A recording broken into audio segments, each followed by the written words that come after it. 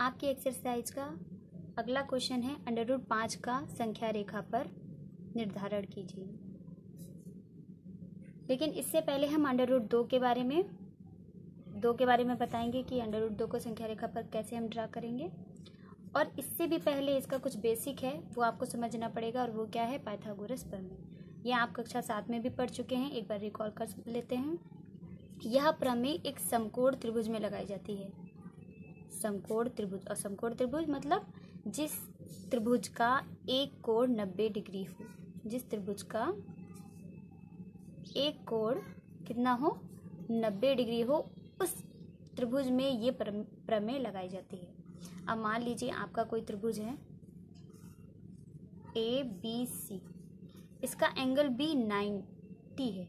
सबसे सरल पहचान है 90 डिग्री के, आप इंग्लिश के अक्षर L से परिचित होंगे, और L का जो L में जो एंगल बनता है वही क्या होता है, 90 डिग्री। अब आप सोचते होंगे एंगल बनता कहाँ पे, जहाँ भी दो भुजाएं आपस में आके मिलती हैं वहाँ पे एक एंगल बनता है।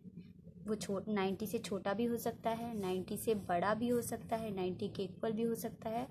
तो जहाँ पे भी दो रेखाएं आपस में आकर मिलती हैं वहाँ पर एक एंगल बनता है। तो इस त्रिभुज में ABC में एंगल B क्या है, 90 डिग्री है। अब इसमें आपका लंब है, आधार है, कर्ण है।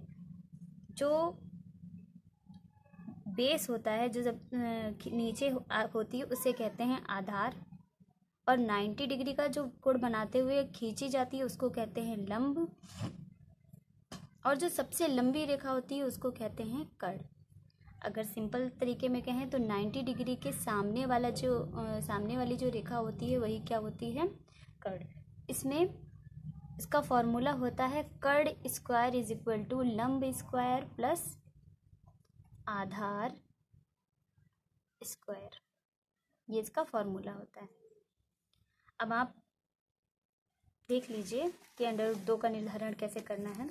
सबसे पहले हम संख्या रेखा खींचेंगे और स्केल से इसको खींचेंगे। आपको स्केल लेना है, स्केल में 0 और 1 2 जहाँ जहाँ लिखे हैं वहाँ वहाँ पे एक डॉट रख लेना है। डॉट रखने के बाद में 0 1 2 ड्रॉप लिख भी लेंगे।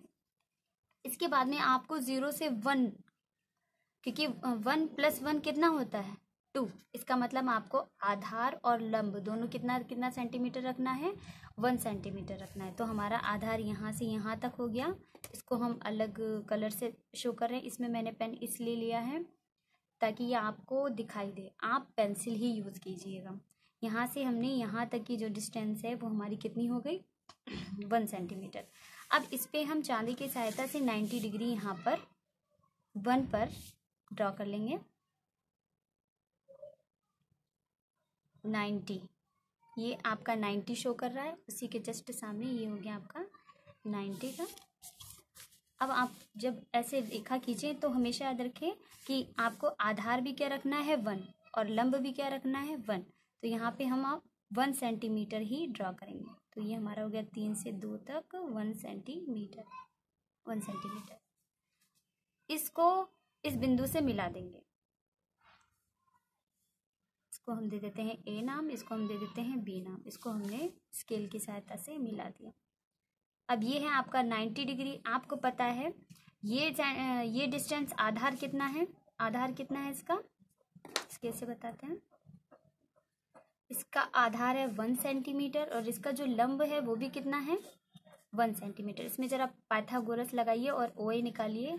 तो OA square is equal to आपका होगा लंब स्क्वायर प्लस आधार स्क्वायर, और लंब कितना है आपका 1 सेंटीमीटर प्लस आधार कितना है 1 सेंटीमीटर।